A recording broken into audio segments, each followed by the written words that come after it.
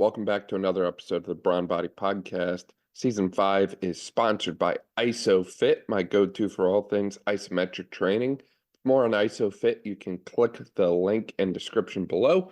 Today I'm joined by Dr. Justin Clifford, and Justin and I are going to be diving into the deadlift. So we talk about a lot of different deadlift principles and considerations for those who might get injured during the deadlift. So we talk about back pain, we talk about blowing a bicep while deadlifting. We talk about different strategies around deadlift setup. We talk about so many different things, and I think this is a really great episode for any clinician or coach out there who works with people who deadlift a lot, who want to know more, or for someone who's very passionate about lifting heavy stuff and wants to learn more about, the other side of it, the rehab side and that sort of thing. So great listen today. Enjoy. Justin, welcome to the podcast. I'm super excited to work with you today, man. Thanks for being here. Yeah, thanks, Dan. It's a good opportunity. Appreciate you having me on. Yeah, for people who might not be familiar with you or, maybe they haven't seen you on Instagram before, would you mind filling them in a little bit about who you are and all the amazing things that you do? I don't know about amazing things, but I'm Dr. Justin Clifford. I'm a physical therapist. I am board certified specialist in both orthopedic PT as well as sports PT, and I'm a certified strength and conditioning specialist as well. I've spent the last 6.5 years working with tactical athlete populations, currently working with some special warfare trainees in a military setting. So with that said, like my caveat for this whole podcast is that anything that I say during this reflects my own opinions and does not reflect the official position or policy of the Department of Defense or any branch of the U.S. government. They are strictly my own. Within that, I've been competing in strength sports for, coming up on 15 years now. Started out with powerlifting, moved over to some strongman, highland games, some grip strength events. Still actively compete where I can. Life gets in the way sometimes, but still trying to train specifically for competitions when I can get them. A little bit of a deadlift specialist in that regard. That's something that has, I would say, somewhat come naturally to me, but I've also, done lots of stupid things and a lot of hurt myself in a lot of creative ways, and managed to still come back and compete at relatively high levels for an amateur. That's what I'm bringing to the table. Yeah, that's awesome. I was going to say, I noticed your Instagram handle is deadlift therapy. So I assume that you were kind of the deadlift guy. A deadlift guy, yeah. But yeah, that Instagram is really just my training log. Like I don't sell training. I don't have a brand. I don't do any marketing or anything like that. It's really just me in my garage or at the gym doing stuff. But yeah, deadlift is something that is very much, very near and dear to my heart. And I've grown a lot of my clinical practice around being able to get people deadlifting or training the deadlift in a way that is meaningful for them. It's not one of those things that you need to, everybody has to deadlift in this specific way every single time. Like ultimately, like the deadlift is a fundamental movement, right? If you bend over and pick up your shoes, you need to be able to deadlift in some fashion, even if it's just the weight of a shoe, right? Or just your body. The fundamentals of being able to bend over, hip hinge, do a little bit of a squat, all of those things are just part of human existence. And so, my attitude, my approach to the deadlift is that the barrier for entry should be very, very low. I've even had people who are wheelchair bound do some kind of deadlift pattern, or some kind of hinge pattern. And that by itself can be very empowering. So a lot of fear about the deadlift. Run into plenty of cases where people just they get really, really apprehensive about it, which doesn't make a ton of sense to me. I get it because I've hurt myself deadlifting before. The deadlift, you can just let go. Like, you get pinned under a squat, you get pinned under a bench press. You have to have a pretty solid escape strategy in order to get out of that. Deadlift, you just let go. So you're not getting stapled to the ground or pinned to the bench. So I try to dispel those myths with my patients as well as with my athletes. But yeah, I like picking up heavy crap. No, you're absolutely right. There's always a lot of fear and apprehension surrounding the deadlift. I feel like everyone knows somebody who, blew out their back, so to speak, or whatever while doing the deadlift. But yeah, to your point, it's something that everyone has to do. Everyone has to pick something up from the floor. Regardless of who you are, how old you are, it's essential to be able to do that. And it's really nice to be able to do that with higher loads or varied Yes. speeds. I think there's a lot of different considerations that go into the concept of picking something off the floor. And one of the ones that I've played around with the most is just how I set up for the deadlift. I use the slightly controversial wider stance, more sumo stance, which some people hate, but I found that seems to work really, really well for me. As far as the setups and styles go for the deadlift, Justin, what kind of approaches do you see people taking most commonly? Honestly, I think you need to fit the setup to the task, right? So if my task is to lift maximal weight with a barbell, I'm going to find a position that is most efficient for the person to do that. If my task is to move a big heavy rock, I'm going to have to take that little bit of a wider stance. I'm going to have to get underneath it. And I'm going to end up rounding a bit more at the bottom just so I can get underneath that load, right? It's going to look more like an Atlas stone pick or a sandbag pick. Those count as a deadlift as far as I'm concerned. If it's a trap bar deadlift, people tend to gravitate more towards a little bit more of an upright posture with their hands occupying the same plane as their shins, right? So they can't, with a straight bar, you can't get that bar behind your shins right there. With the trap bar, you can get the center of mass back there. So people tend to stay a little bit more upright, a little bit more on the squat side of the continuum. And for most of my people that I'm training right now, that the trap bar deadlift is actually part of an official fitness test, right? We use a straight bar mostly as a training tool for that. That I don't want to be like the PT who says like, hey, it depends, but it depends. I think you're right about that. It really does because, to my point from earlier, I really like a wider position with my deadlift, but that's probably not going to fly in the strongman setting, would it? It might. So the rules in strongman, right? You just can't have your hands inside your legs, right? So you can't do a sumo stance where your knees are wider than your arms. So when you lock out the weight or at the bottom of the weight, like your hands just have to be outside your legs. And so you'll see some strongmen, especially like really tall guys, like Jerry Pritchett does this, Brian Shaw does this. It looks a little bit more natural on their frames, but they take a quite a wide stance. Their grip is just also wide. And that actually kind of mimics a little bit of that stone or that sandbag pick off the floor. And if that's where your mechanics are good, that's where your mechanics are good. You train it, you get strong in that position, and it's fine. You just can't have the hands inside the legs in the case of strongman. Right. If you're training powerlifting and like the sumo deadlift is the most efficient way for you to lift the most weight within the rule set that you have, okay, people have feelings about sumo versus conventional.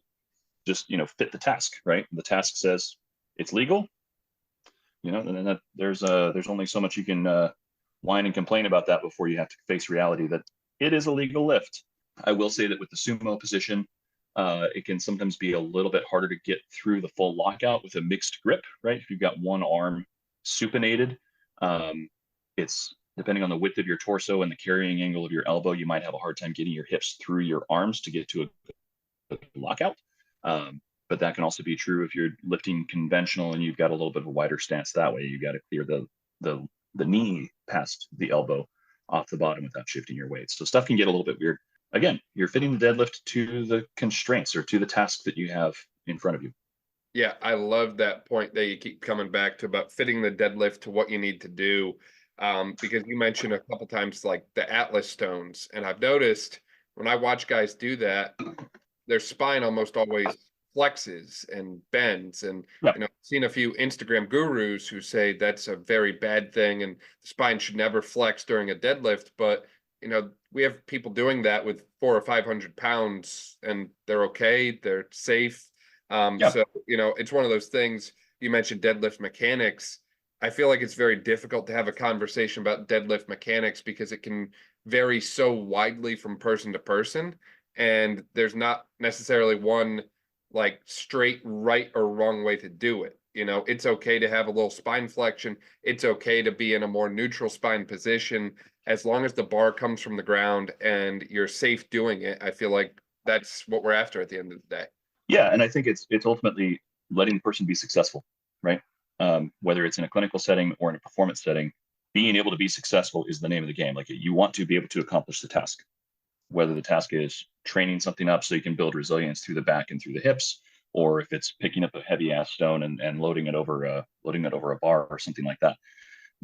I will say, going back to the Atlas stone piece, typically you'll see that as the 2-phase lift, though. You won't see people go from a pick straight to lockout in one piece. You'll see them kind of pick it up. They're kind of hunched over.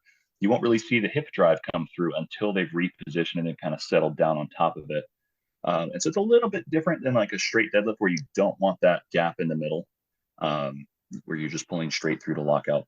The key point is that you have to train what you intend to perform, right? So if you're just doing strict deadlifts, if you're just saying super strict with your, even just doing RDLs, you can build a lot of strength with that. It's a great lift, but the carryover into doing something like a stone lift, where you have these more awkward positions, or if you're in a field setting and you've got, a litter with, 300-pound dude plus his gear on there, and you've got to get that out of, you've got to move that litter potentially under fire. The last thing I want you thinking about is your back position, right? I'd rather that you be safe and be able to accomplish your job. With the mechanics piece, the body is really good at figuring out where it's strong, so long as you have the experience and the repetitions to do so. If you are doing something that is completely novel with high loads, that risk goes up, right? If you're doing something where, hey, I've been in this position before, I know I can move, and I've got these degrees these degrees of freedom that I can play with, or that I can manipulate in order to get the job done because I've done it thousands of times, then yeah, you're going to be solid, right? Chaos always has a say, but you're more likely to be successful if you've explored a little bit to the right and to the left of what your normal training looks like. As far as coming back to like the neutral spine piece, like if we actually like look at the research on that, even a neutral spine, if what looks to be a neutral spine to the coach might have significant degrees of lumbar flexion going on at the bottom of the rep in both the squat and the deadlift. And it's not something that we need to be worried about, so long as it allows the person to experience success, right? So that is, we don't actually have any literature showing that like lumbar rounding is inherently more dangerous than keeping a quote unquote neutral spine during a lift. We don't have that research yet. It may be that there's a factor there, but so far the research hasn't really shown it. When we look at like workers' compensation, we look at like the workers' education stuff, where we're saying, hey, lift with your legs, not with your back. Do a squat lift instead of a bending over at the waist. Like, those don't actually decrease injury rates in the workplace. Like, those interventions don't do anything to injury rates.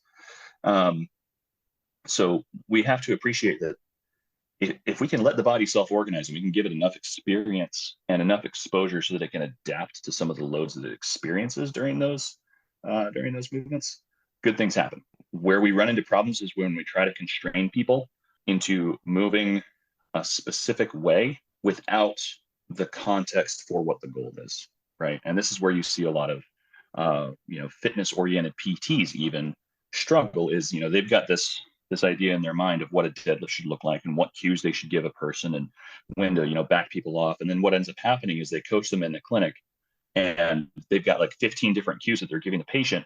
They go turn the patient loose. How many of those is the patient actually thinking about? How many are they able to remember? It's going to be a unicorn of a patient that can actually execute that independently. I need to find a way that I can let that patient experience, or let that athlete experience success without me there. Right. Without my eyes on them, without me yelling at them with every single rep that they're doing. If I can't do that, I have failed by my initial evaluation. No, I completely agree, because ultimately at the end of the day, we're trying to get people back to what they want to do without us there. We don't want to teach dependency. And to your point about cueing, if I give 15 to 20 different cues, pull the bar back, click the bar, drive the feet out, like so many different things to think about, it just becomes unnatural. I occasionally lift with a buddy of ours, Greg, and I am nowhere near as proficient in the deadlift as he is. And instead of cueing, he literally looks at me and just says, Dan, just lift the freaking bar already. And that seems to be all I need. Honestly, yeah, just lift the bar. Results oriented cues. It's great. Sometimes we can certainly over cue. I think that there's a time and a place to cue someone, but Absolutely. I don't think we should get lost in the sauce there. I think we should focus on simplest form of cueing as we can. That way someone can actually remember it and take it with them instead of over cueing and over correcting. 100%. Bringing this to another aspect of PT or coaching or training that people will run into. Like if I have somebody who's coming to me for a running related injury, okay, and I see a ton of them right now. Mm-hmm. I've got some triage that I do with my specific population to make sure that it's not certain things that are a little bit more dangerous than others. If I'm having to coach somebody on running, I'm not going to sit back in a chair and say, okay, so what you're going to do is you're going to shift all of your weight over to one foot. You're going to pick up your other foot. You're going to flex your hip a little bit and advance the leg that has the hip flexed. You're going to place that heel firmly on the ground, and then at the same time, coordinate your weight shift over to the other side so that you can push off with the toe on the rear leg. You're not going to do that crap. You're just going to say, hey, let me see you run. Based on what you see, okay, if you're going to go through your tests, you're going to maybe make some modifications and see if you can kind of chase down or modify your asterisk sign, right? Your concordance sign, whatever their chief complaint is that you're able to reproduce in the clinic. With the deadlift, people will just jump right to coaching. They'll get them up off the table. Maybe they do a manual exam and they'll get them up off the table and say, okay, let's go look at your deadlift. But instead of looking at their deadlift, they just start coaching them right away. I mean, the body is great at figuring out how to get stuff done. So what I do in my case is I have a kettlebell sitting there next to my table, and I say, okay, all that stuff looked great. Let's look at, okay, your body weight squat looks good. You can bending forward and touching your toes looks okay. Might be painful, might be not. It's like, okay, pick up that kettlebell, show me a goblet squat, right? Assuming that they're seeming for a deadlift, right? Squat might be a little bit lower threat, and the kettlebell is lighter than an empty barbell, right? It's like, just pick up that kettlebell. Let me see your squat. I'm interested in seeing how they do the goblet squat, but I'm also interested to see just how do they pick up the kettlebell without me saying like, hey, this is a deadlift. They're distracted. This is a squat now, but I've got to pick this weight up first. And they're going to tell me just by how they do it, how they're comfortable moving to get something up off the floor. That is tremendously valuable information right there. Once I remove the context of like, hey, let's do a deadlift, then people are just saying, hey, okay, I'm just going to pick this up. Kind of divorcing the brain from the task a little bit, or from the label of the task, can give you a lot of information and serve as a really good starting point. No, definitely. I love that. And to the point from earlier, this allows you to, if you're going to cue or coach a deadlift at all, it allows you to cue it in a way that's specific to the patient instead of specific to how you think the deadlift should be done. Because exactly what works for you is not going to work for every person that comes into your clinic. Everyone's built a little differently. Everyone has different preferences.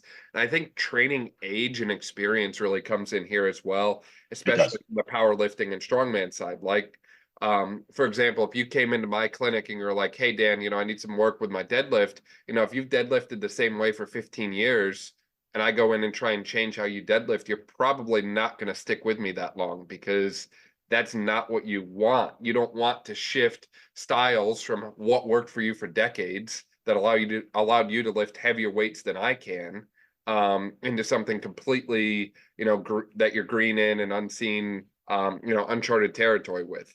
And with those people who do have more training history, if they pick up the kettlebell, okay, it looks fine. They're able to do a goblet squat, they're able to do a hinge or whatever, and they do have some history with strength training. It's like, okay, that looked fine. We saw XYZ. Maybe, if you had symptoms with it, maybe we do a modification that just involves the weight that we were just handling.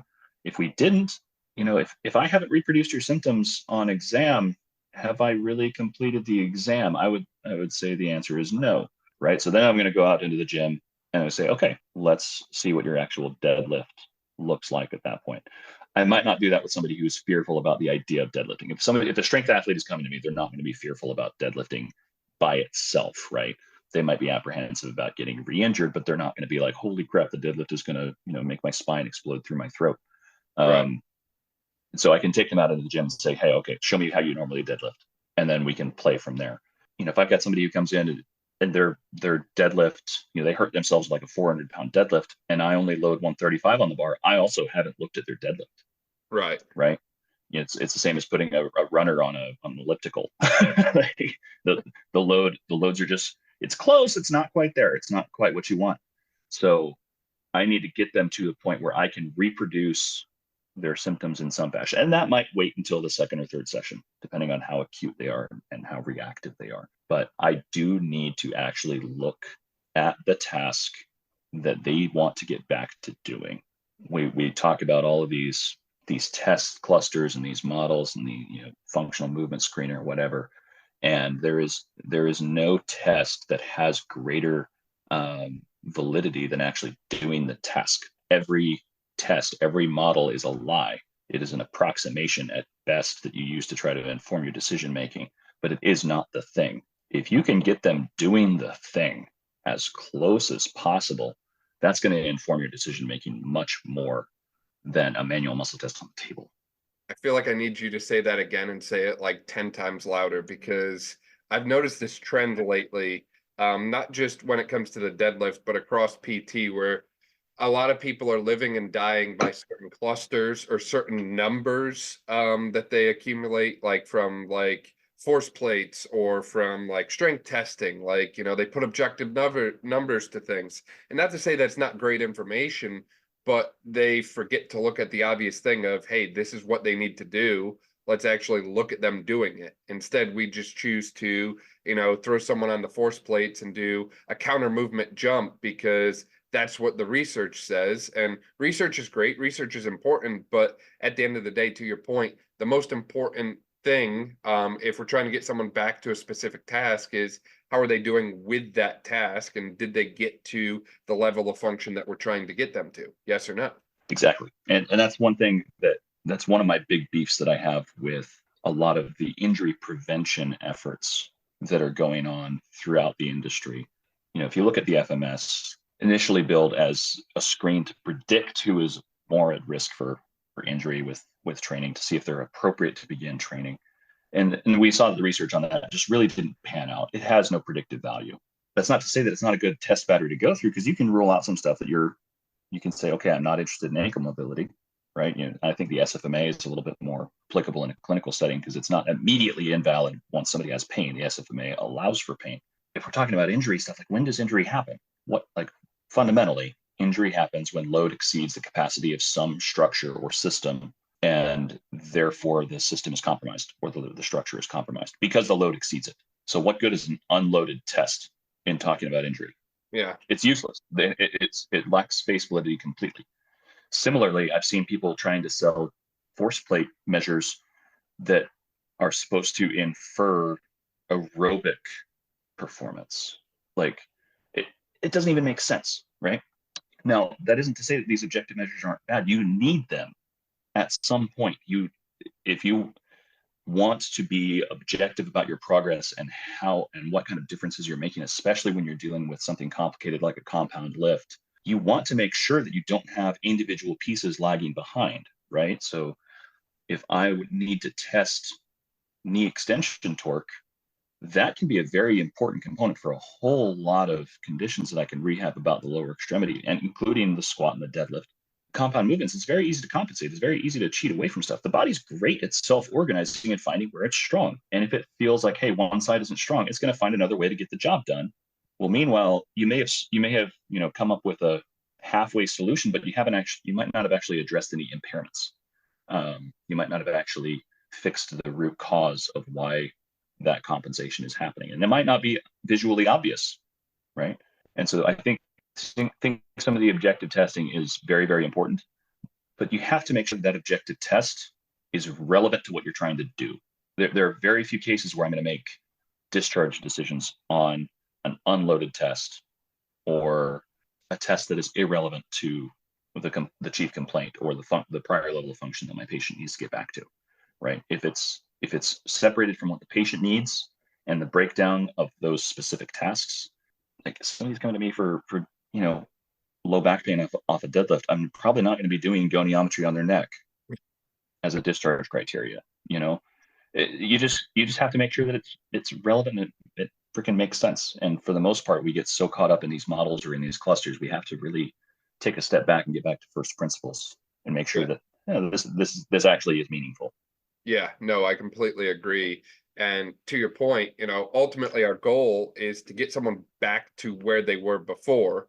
And in the terms of deadlifting, if someone's prior level of function was someone like you or Greg, we've got to get you back to deadlifting 700, 800, 850 pounds potentially. That's our prior level of function. That's our end goal. When you come in day one, you might not be there. You might be only lifting, say 200 pounds pain-free or 300 pounds pain-free. So we have to bridge the gap between where you are on day one and where you need to be on, our final day. And I think that's another area where I think some people recognize the end goal and some people recognize where someone's at on day one, but they struggle with the progression back to that end goal. And I think a lot of people struggle with taking things from step 1 to step 100 and kind of filling in the steps along the way in between, if that makes sense. And I think there's a lot of different ways to approach it from the deadlift standpoint. And I think it's going to vary a lot based on what your exam showed you, right? Like if someone's having pain specifically with the top half or more like the lockout type position that way, maybe then I focus more on, exercises that target the top half of the deadlift, like maybe a RDL type thing. Or maybe they're having more issues with the lower half of the deadlift, in which case now I have to focus on the lower half of the lift instead of the top half. And I think this is an area where, position specific isometrics can really become a great topic for the rehab. And again, this is something I see overlooked because isometrics are not cool and sexy like a lot of other exercises on Instagram. But if I can literally set a rack to the height that someone's having issues with and have them pull into it with an empty bar as hard as they can generate a lot of force there. Isometrics have a research-backed analgesic effect. So we're actually going to reduce pain. We're training this position specific to where we're having issues. And if you're a force plate or you're a data nerd, you could throw force plates underneath someone's foot and get some objective measures while you're here. Why not? But I see that kind of stepwise progression from step 1 to step 100 being a very common issue for people. Yeah, and I would say even prior level of function is where they got hurt, right? Right. So we might want to change our rehab goals to exceed that. Yeah. Right. Because if prior level of function was okay, well, you was maybe not enough, right? You got hurt at this level, then maybe I should set my target a little bit higher than that. That's going to depend on training age. You get somebody who's old and crusty like me, and you put 5 pounds on their deadlift, and it's like, well, yeah, but that my PR is 4 years old. Like that's pretty dang impressive. That might take a couple of years to get 5 years or 5 pounds past that. So whereas somebody who's relatively new, you might have, or if relatively younger training age, you might have some lower performance or some higher performance goals that way. But as far as the stepwise progression goes, I love the use of isometrics. I will oftentimes introduce those within the first session, regardless of how reactive somebody is. And the intent there, the way I sell it to them is what we're trying to do is make sure that your brain can turn the muscle on and off, and we're removing anything that is threatening, right? Like I very rarely actually have people do isometrics to the barbell. It's not to say that it can't be done. It's just from a standpoint of my clinical flow. Like I don't oftentimes have people in a position where they can just independently go into a rack and strain up against some safeties. But I'm going to have people do various planks. I'm going to have them do some loaded bridges. I'm going to have them do side planks. I'm going to have them do carries, which is, trunk isometrics. And I'm going to have them do unilateral activities where they've got to stabilize isometrically in ways that don't irritate their symptoms, but still strengthen or still allow them to train all those muscles that are guarding. Very commonly when we're dealing with a deadlift injury, aside from, bicep and hamstring stuff that does crop up sometimes, you're mostly looking at like trunk or lumbopelvic stuff. If you can get a strong isometric with a clear relaxation after each rep, you can make a lot of headway with that. And then you can change the posture, change the position, change the load, and progress from there. Regardless of what position you're at, right? Again, you want this to be something that they can take and do independently and experience success without having to struggle beyond just effort, right? They shouldn't struggle to get it right. They should just struggle because they're trying hard. And you can really reinforce a lot of things very quickly that way. So that might look like hard style planks is one that I use regularly, just getting people to, because most people are familiar with planks, especially in my population, they've got to do push-ups and planks are just a thing, right? But doing a hard style plank where you're doing a max effort contraction of of the abs, the quads, the glutes, and the lats all at once. And it's like, if you can hold this longer than 10 seconds, you're doing it wrong. And you get some people swearing under their breath after after you cue them up on it, but they get it really, really quick. And there's no movement happening, right? There's no articulation of joints. There's no stretch happening. There's not really any way to compensate because there's not really any movement going on. They're not holding it long enough that they're going to kickstand on something that's stronger. And you can use similar principles into a side plank. It doesn't work quite as well just because you don't have as much of that upper body stability in the side plank. And you can do the same thing with like either a glute bridge or a hip thrust, bilateral or unilateral, depending on what your patient presents with. Just strong, hard contraction with a focused relaxation between reps, and then adding load from there. Can you do that with a barbell and a rack? Absolutely. Absolutely. I would probably not go there right away. I would want to see how they move, how they handle just like the calisthenic isometrics first. See if they can generate that internal tension, and then translate that into like hinge patterns and then see where the hangups are. I like that. It's almost I believe it was actually Pavel who wrote the book, Easy Strength. Yes. Maybe it was Dan John. That was Dan John. But they break it up into a quadrant system.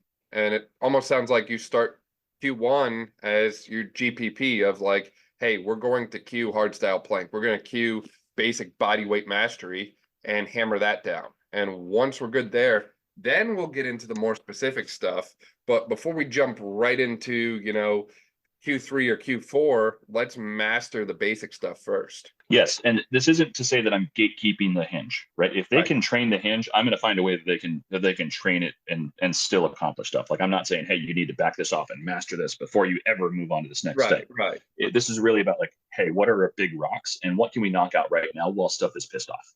Yep. That's what this is, right? We've got to respect biological timelines. If there is actually tissue damage involved, we've got to allow some healing to happen. We also have to understand that the training effect, depending on the person that I'm dealing with, we're going to be primarily dealing with neurological adaptation out of the gate.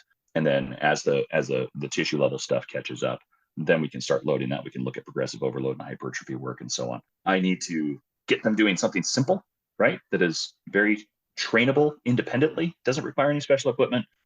Any barriers that are in the way to them being able to accomplish it is a problem. So the body weight stuff removes the majority of those barriers. I will say also that the carryover from being able to generate that internal tension and maybe even like developing a little bit of interoception will have good carryover into the more dynamic lifts as we move on. But the other thing you want to look at, I don't want to get too far ahead of myself here, but very often when we're looking at rehabbing a power lift or an Olympic lift or something like that, people will talk about, okay, change the range of motion, change the load, and figure out a version that people are able to perform. I'll step back further and look at like Vermeil's hierarchy, right? You've got to look at, training enough that you have the capacity to actually train, right? You got to train some of that work capacity first. Then you're going to work on like the slower static stuff. You're going to start adding load to that. And then only after you have gone through a load progression, are you really going to start looking like manipulating higher speeds and reactivity or reacting to dynamic loads, which doesn't come into play a ton with the deadlift, right? Because it's pretty static and controlled. If you were taking somebody and like, their job is to throw a sandbag over a bar behind their head. Well, that's not that different of a pattern from the deadlift. It's just explosive, right? And so if you want to take it that way, all the way up into a throw or like Highland games, like the weight over bar, 56-pound weight, that would be more on like the ballistic or the reactive side of the hinge pattern. So looking at it from standpoint of like, hey, let's make sure we've got the work capacity here first. Let's make sure our tissue level stuff is catching up. Meanwhile, we're going to work on this neurological coordination. We're going to make sure you can turn the muscles on, make sure you can turn them off, and remind the brain that the world's not going to end when we do that, even when we add high loads to it. So that's part of that creating safety and letting the patient experience success. Right. Create an environment for safety and success.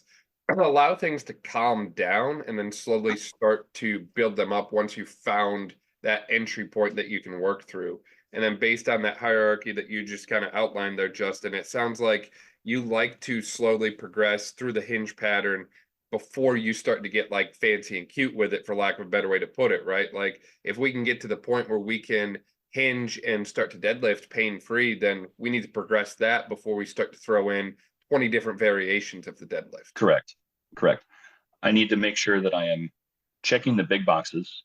If I have identified that there is a tissue level impairment, or if there is there's obviously like a discrepancy between like hamstring strength on one side versus the other, like quad strength is a huge one with like ACL repair, then yeah, I'm going to have some focused stuff unilaterally on that side to help it catch up too. But once I can train something and somebody can be successful with it, I'm going to play with it. But if there's something else that they're already doing that they're successful at, that's checking that box and can continue to be progressed, I might just leave it. A great example of that, one that I've used recently with great effect.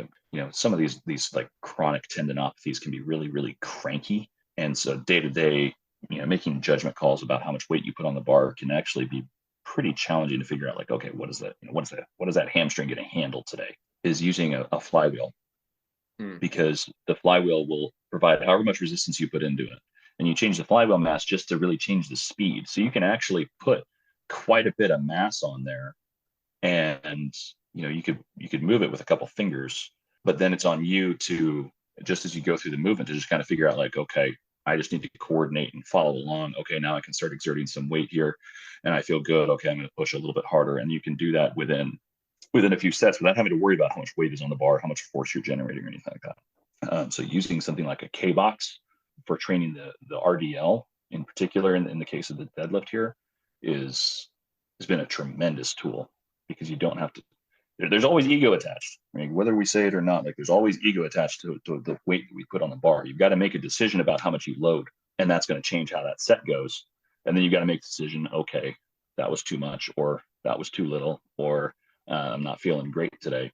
If with the K box, with the flywheel, it's like, okay, I've got moderate inertia in the system. I've got the belt set to the right height. Okay, I'm going to pull on it. I can follow along. Okay, this is feeling a little bit stiff. Maybe this first set. Okay, that warms up. Okay, now I can really open that up, and I can maintain tension in the system, and I can push as hard as I feel I can push, right? Or I can back it off that way as well. And it gets, I guess the best word I can think of for it is it's empowering, because you're not tied to a number. You're not tied to making a decision about the plates. All you're thinking about is, how hard can I push and maintain the tension in the system when you're using the flywheel. Very, very useful tool for stuff like this. Yeah, definitely, because the deadlift being such a full body compound movement, your ability to create and maintain tension throughout the entire system is essential. And yes. If you lose that tension anywhere, that's where the injury is going to occur. To the point you mentioned before, it can be the hamstring. It's commonly the low back, but it's not always. It can be the hamstring. You mentioned even bicep earlier too, and I think I've only seen that in guys who supinate instead of pronate in their grip there. Guys who grip, Yes. mixed grip mostly, instead of like a hook grip or a traditional double overhand. Yeah, I will say, in the 15 years that I've been training it, I've seen one person tear their bicep with where that hand was supinate, or where that hand was pronated, right? And that was, I believe, already partially torn. Mm-hmm. But again, I saw that one on Instagram. I didn't see it in person. I've never seen it in person where it's happened with the overhand position. Myself, like, I actually broke my clavicle doing judo a couple decades back. So I actually can't supinate my left hand and still lock out that shoulder, because the clavicle just doesn't move around the ribs quite the right way. So if I do powerlifting, I have to do palms up in my right hand. And so I go to great pains to make sure that I'm like almost hyperextending that elbow. Like, I've got that tricep really, really locked in to keep the bicep inhibited as I do that pull.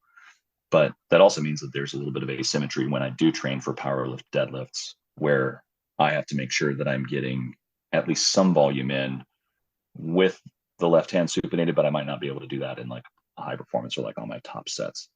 So I definitely prefer to train double overhand and then throw on straps once the grip fails. I'm a bit of a wuss when it comes to hook grip. Hook grip is fine. I'm just a wuss. And as a result, my double overhand strength is, pretty dang good. So. No, you bring up an interesting point. It's that some of these things, at least I'm guilty of it myself. I like to think we can fix everything, right? We're the eternal optimist. If you broke your clavicle decades ago and it's still not normal, I'm probably not going to magically correct that in 8 to 10 No, visits. of course not. No. So I need to recognize that, if I'm rehabbing you to get you back to prior level of function or beyond prior level of function, I have to accept that there's certain things I'm not going to be able to change. And that's something Right. that we have a very difficult time grasping, or at least I've had a difficult time grasping. It's that, you have to control what you can control and accept that there are certain things that you're probably not going to get them to that point within the time constraints that you're allowed. Right. So, if I've got somebody who's, got some chronic back issues, maybe they've had a couple disc injuries or even surgeries, and the deadlift is a priority for them, it might be that I have to take training volume away from other things that load that low back in order to be able to train or rehab the deadlift, and then slowly work stuff back in. I might not be able to have them on a progression for both heavy back squats and heavy deadlifts at the same time, right? I might have them training belt squats or single leg work for their squat pattern. Or my personal favorite accessory for the deadlift is actually the front squat, being able to offload it a little bit so that I can save some of that volume for, in my case, the deadlift. So you do have to kind of pick your battles a little bit. You reach a point where the body is not going to respond well to being overloaded, and you can only adapt so much. We do like to be optimistic about it, but if we could all adapt infinitely, like there'd be no ceiling to sports. Like the records would be broken, constantly. And we're seeing that these records are, yes, they're being broken, but the talent pool and some of the genetic pieces that are non-modifiable have a very large say in that we don't often talk about because we can't do much about it. Another example for me is, when I was competing in powerlifting, I haven't done a powerlifting meet since COVID kicked off. But training both the straight bar back squat and the straight bar bench press in the same training cycle just blows me up, right? It's just the way my shoulders are structured. And I have never had a successful training cycle where I was able to push both to the same amount. I have to focus on one or the other. And then come meet time, just accept that one of them is going to be somewhat behind unless I want to hurt myself. And I've done that too. So in the interim, like, can I train bench press and squat? I can train them in the same session, but I'm going to be using like a buffalo bar, right? Because it's going to take some stress off my shoulders, and it's going to take some stress off the both in the bench and in the squat. So that's my curvy bar day, and then I've got a straight bar day for deadlift and overhead press or something like that. I can get away with that. But if my constraint is, hey, I've got a powerlifting meet to prepare for, well, I can't use that fancy curvy bar. Now I'm going to have to be strategic about where I assign my training volume. That might look like a lot more specialty bar work for the squat while I build at the bench press with a straight bar, or vice versa. If I have a problem with the bar rolling, I might do more thick straight bar squat work and then leave the bench to something else. And then, just get a couple practice sessions in, just so that I don't accumulate too much volume that pisses everything off. So long story short is you have to find what works for the patient and let them experience success. Don't try to force them into some cookie cutter and say, hey, stuff broke because you did it wrong. The program, the rehab needs to fit the patient. On that point, and to your point about specialty bars and equipment too, I think that if you're in a clinical setting and you're working with someone who wants to get back to strongman or powerlifting or whatever it is that way, you need to have the equipment specific to what they need. And I don't just mean like a Yes. barbell. Like if someone's going to be competing with a deadlift bar, you need a deadlift bar, because there's a difference between a standard bar and a deadlift bar, at least from what I've seen and experienced myself. I think that there's a point where specialty bars, to the point that you mentioned, and then some of the other equipment, like knowing when it's okay for someone to put a belt on versus like, hey, you probably shouldn't need a belt to lift an empty barbell, or shouldn't feel like you need a belt to lift an empty barbell. Knowing when like the lifting straps or the sleeves come into play as well. Again, you probably shouldn't need lifting straps to lift an empty barbell, but I think lifting straps are, if someone's competing with them and it allows them to succeed in the deadlift, like I'm all for it. I might not use lifting straps myself, but if you really want to move a maximal load deadlift, I think there's a like the lifting strap enters the conversation at that point, because if the grip is the thing that's giving out, we need to accessorize for it. There has to be some education as far as when those things can come into play and when it's Right. reasonable. I would say, like, for most people, having a deadlift bar in the clinic, I think it's a nicety. I don't have a deadlift bar in my clinic. I have one at home because that's where I do the majority of my heavy training. You can But you can BYOB, bring your own barbell. yeah, and I have. I have bought. We do have like an axle bar. We've got a cambered bar, safety squat bars, and trap bars. I will say, like, the difference between a straight bar and a trap bar is big enough that like having a trap bar in the clinic, I think is worthwhile if you're going to be working with anybody in a tactical athlete setting, because that's what they test on in the Army and in the Air Force is on a trap bar. I think for the most part, like a standard powerlifting bar is pretty good. Uh, and covers the bases, unless you're working specifically with powerlifters and powerlifters and strongmen. Like, unless that is like a large chunk of your patient population, you can probably get away without the deadlift bar. I would say having a safety squat bar is a very, very good idea. I have certain favorites. I'm not going to plug brands right now. But there are certain ones that I absolutely abhor, and there are ones that work very, very well. But having a safety squat bar, having a cambered bar, like a buffalo bar of some kind, is also nice, because it kind of, you get into that middle ground of, between a straight bar and a safety squat bar. Having some way to perform belt squats, and I'm not talking about like the short lever, like belt squat thing where you put a peg on it. Like, I would rather use a landmine, just because the levers on those are just god awful. They're so short, like it's going to push you forward and back. Bad things are going to happen. So having some way to load up a belt squat in a reasonable way is good.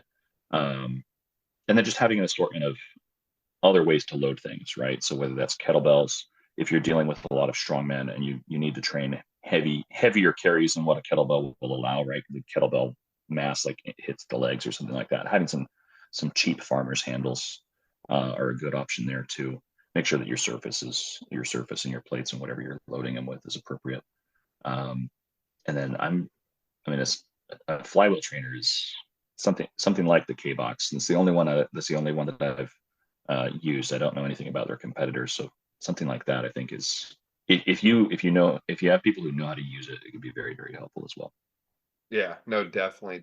And on the accessory point too, I've certainly learned a lot recently from Greg about things like belts and suits that I knew nothing Mhm. about 6 months ago. And I was like, oh yeah, I wear a lifting belt sometimes, but there's a difference between one lifting belt and the next. Like, just because Yeah, you have a belt doesn't mean it, first off, it might not even be the right belt for you. Like, mine was not really doing anything for me. I thought it was, but it was very much a placebo effect. And then once I tried something a little bit thicker, I was like, wow, I feel a difference here. So looking at, things like belt width, and just the overall type of belt, like mine was a cheap $40 belt from Amazon. And I'll admit that I, just kind of bought it because I thought it was what I needed. But I just ordered a new Elite FTS lever belt last night that I'm very excited to get in. nice. Um, I think these are things too that, again, it's not always plugged in PT school. I'm not going to throw stones at glass houses. I don't think PT school can cover everything. No, I think if you really want to help someone get back to deadlifting, understanding things like where the belt comes in or how the suit plays a role in the deadlift is certainly like an essential element to it. And not for everyone, but if you're working with the higher level powerlifting strongman guys, such as, yourself or Greg, like there is a time and a place for those things. absolutely. And I would say the patient is going to bring that to you, Yes. right? So if the patient already has a belt, that's when you incorporate it and you bring in the education and the training on it. If they don't have a belt, but getting into something like this is in their goals, then that's when you can go through some education, some coaching as you train them up. But I would say, even like using the belt in a squat is different than using the belt in the deadlift, right? The squat and the bench press are unique, are different from the deadlift in the sense that you start at the top of the rep and you allow the eccentric to build tension throughout the body. And if you're doing it right, it's like coiling a spring. And then when you stand up, you go through the concentric, that spring is unloading. And so you're actually setting up at the mechanically strongest part of the lift and trying to maintain that tension as you lower the weight and then return back to that lockout. And the belt in the squat helps that almost, I would say, more naturally than it does in the deadlift. Because in the deadlift, you start at the mechanically weakest point in the lift, almost, depending on your leg length and where that bar is relative to your hips there. But you don't have any tension on your body when you're standing in front of a deadlift bar until you wedge yourself underneath it, right? You grab into that bar, and then now you have to generate that same kind of tension, pulling yourself down into that bar as though the bar lowered you there. This is where being able to coach somebody on using a belt at the top of that rep to pack down into it as they get set up, as they get into position. And that changes even more once you're wearing a squat suit. A single ply suit is going to be different than a multi-ply suit where you can really lock in the strap position. I've had single ply suits that fight me at the top of the rep because in order to get to the bar, like my shoulders slipped forward under the straps. That was the only way my arms could get far enough down to get to the bar. And then now when lockout came, well, those straps are pulling my shoulders forward instead of helping pull them back.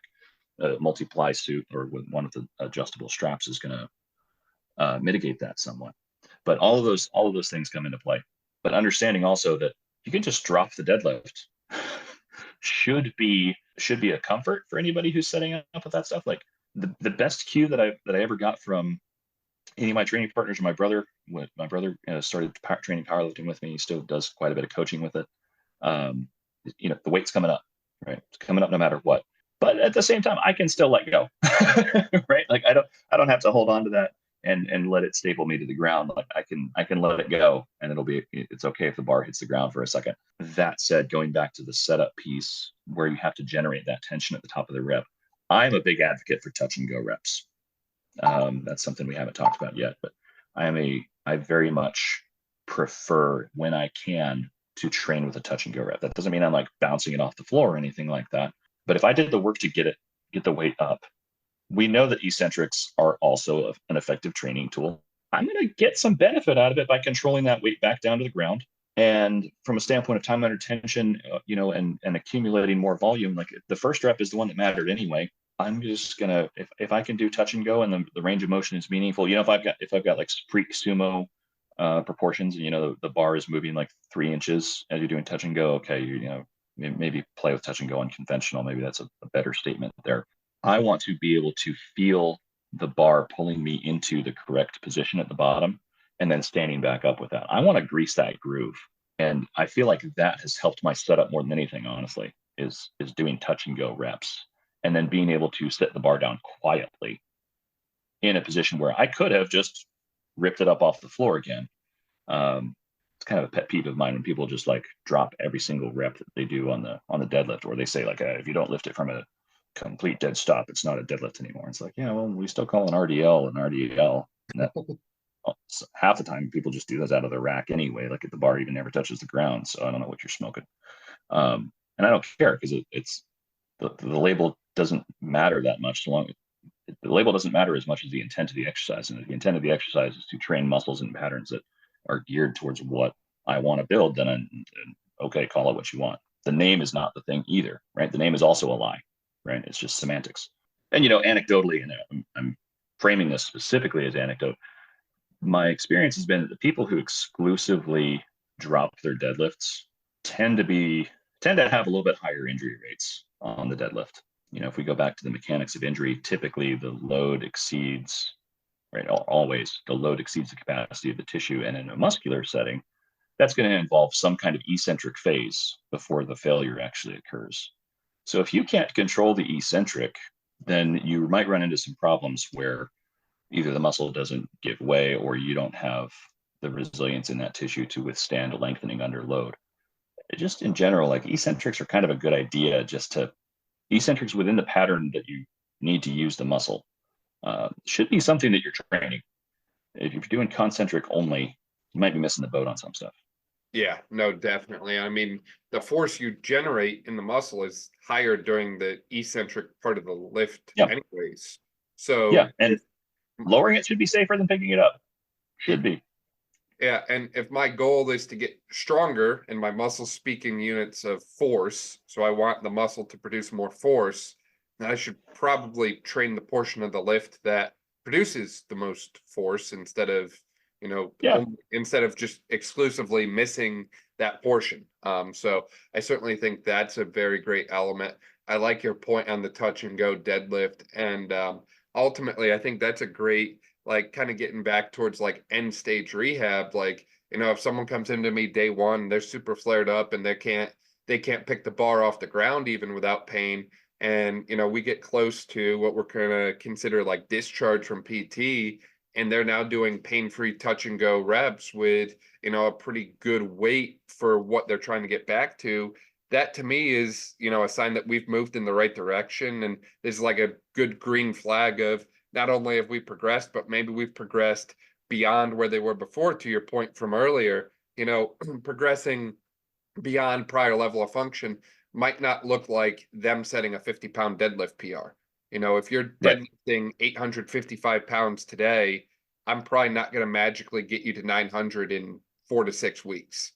But if I could get you pain free, and oh, by the way, we've never touch and goed 495 for more than 5, and we just did 495 for 8, then I'll count that as a major win. Wins do Yeah. not always look like PRs. Wins look like sometimes we do things that we didn't do previously, and we just did them for more reps or easier, like lower RPE. We didn't touch on RPE today, but I think RPE, as it relates to certain weights lifted, can also be a nice variable to throw in there as well. It can with experienced lifters. I think the latest research shows that most people undershoot it, like they underestimate, they overestimate their RPE, right? So they underestimate the loads that they can actually lift with that. So if you have somebody who's experienced using RPE, that can be useful.